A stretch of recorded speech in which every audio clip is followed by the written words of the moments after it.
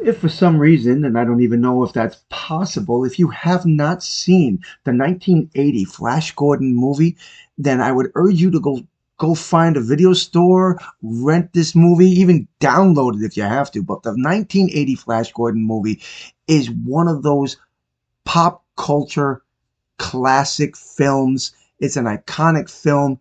It's cheesy. It is pure 80s cheesy sci-fi, but it is one hell of an adventure, and I think it is a cult classic that will never die. Okay, so now that I've said all that, I got a question.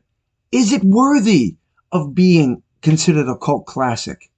I mean, the movie had a budget of 20 to 27 million dollars from what I found on the internet, and the best estimates for gross that I could come up with brought it between 46 to 47 million dollars, which by 80 standards was, as far as I'm concerned, a pretty good number.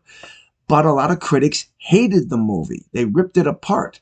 But this film would find an audience and to this day continue to be loved by so many. And I just have to ask you out there, do you like this movie? Do you think it is worthy of the title of cult classic?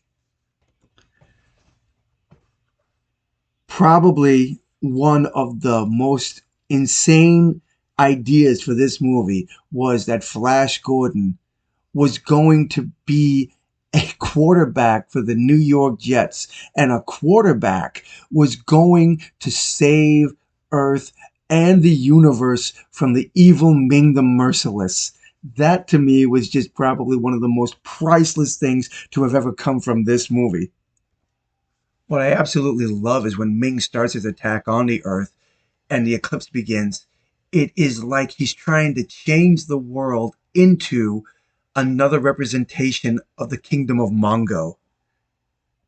And this scene right here is just totally amazing. How our meteor crashing through the sky just suddenly appears like Ming reaching for the cockpit crew and yanks them out of the cockpit.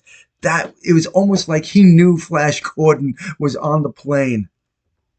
At some point, I have to ask, Zarkov's assistant ever wonder why he was in a laboratory with a giant rocket? Or did it just totally take him by surprise when Zarkov pulls his gun on him and tells him to get on board? On that note, have any of you ever wondered what kind of movie this would be if Zarkov and his assistant had just gone up without Flash? What kind of movie would this have been? Oh, wait, never mind. I can see where it would be going. Not a good movie. Quick ending, too. Out of all the characters in this movie, Ming and Crichton or Critus are probably the best ones. They represent their characters so well, and I just love how evil they are. It's just almost like they just get off on being so dark and sinister. I love these guys. Pathetic earthlings, hurling your bodies out into the void without the slightest inkling of who or what is out here. If you had known anything about the true nature of the universe, anything at all, you would have hidden from it in terror. When I watch this scene now, a question pops up. Do you think they would allow it to be made by today's standards, considering how many people feel a certain way and how certain things shouldn't be in movies? Do you think it would still be playing out the exact same way? I know a lot of people hope so. Okay, so let's take apart this scene for just one moment here. Again, Flash Gordon, quarterback New York Jets, is about to take on Ming's army of soldiers here, Critus' security police, who have probably been engaged in multiple battles around the Mongol kingdom and around Ming's universe here, and suddenly they cannot defeat a nobody quarterback from New York? Damn. Now, as props go, when I first saw this and I saw how much trouble he was having speaking through it, I just said to myself, I could not survive that. I would probably be suffocating immediately. That looks so claustrophobic. When you see this scene right here, Flash Gordon, Earthling, executed by Ming, it makes me wonder, have there ever been any others given the honor of having this put on their coffin? Just a question I have, because how many have really stood up to Ming the way Flash did? As I said before, some of the effects and props, some of them were real cheesy, like this monster right here looks just like a bunch of trash bags blown up with goo inside, but still, it was an effective scene, and I still think it was great. This is probably the only scene in the movie that really annoys the heck out of me. Flash is in the middle of fighting Baron, and they got all the Hawkmen around him, and Dale bursts out, "Flash, I love you, but we only have 14 hours to save the Earth. No pressure, just get moving." Flash, I love you, but we only have 14 hours to save the Earth. Flash! As I said before, some of the scenes are pretty cool, and Hawkman's castle is downright amazing. I really enjoyed this one, and especially the fight scene here. The platform tipping, the spikes coming up, the whips. It was just a really cool scene. So as special effects go, this happens to be one of the coolest scenes in the whole movie.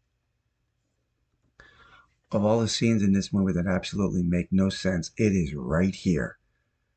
No matter how hard I've tried to research this, I cannot find any edited scenes that may have supported this scene right here. Oh, you! No, I'm a prisoner too! You damn Mongol person! You couldn't tell the truth to save your life! Oh, is this another trick, Aura? Is this another trick, Aura?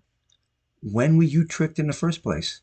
There's not a scene in this movie, and as I said before, nowhere have I ever found any edited scenes or deleted scenes that suggest that these two ever interacted with each other except for what we have in front of us.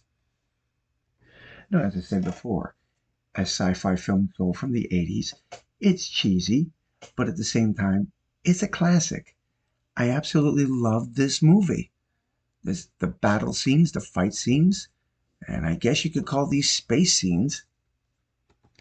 As the ships go, I love how they showed so much respect for those 1930s movies. Yes, those were bad in their effects too, but I guess when you consider that sci-fi was fairly new back then, it was just nice to see a little respect shown to that too.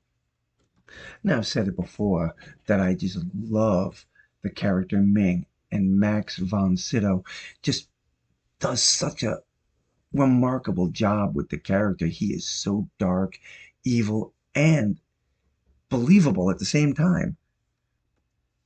And then, of course, the ending where Ming gets impaled by the rocket ship, and Gordon comes out there saying, "Stop the attack, or I'll spare your life." And Ming's like, "My life is not for any Earthling to give or take."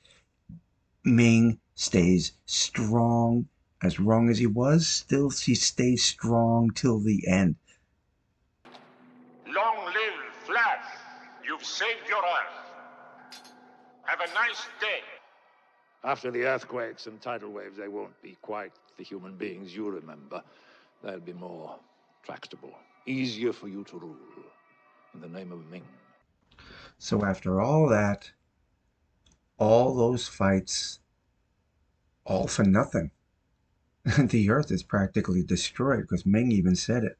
After all the earthquakes and tidal waves, they wouldn't be the same that they were when he left. Civilization's gone. So Flash didn't save anybody. I'm sorry, but that's the truth. So when's the last time you saw Flash Gordon? And do you still consider it to be a cult classic? I still do. I absolutely love it. Even with all the cheesy stuff that I've shown you, I still think it was a hell of a movie. And there's a lot of great memories to this movie that were attached to it as well. Not to mention the fact the musical score composed by Queen. It was just a great ride. Well, I'd like to hear your thoughts on this one, my friends. Comment below and let me know. And until the next time, God bless.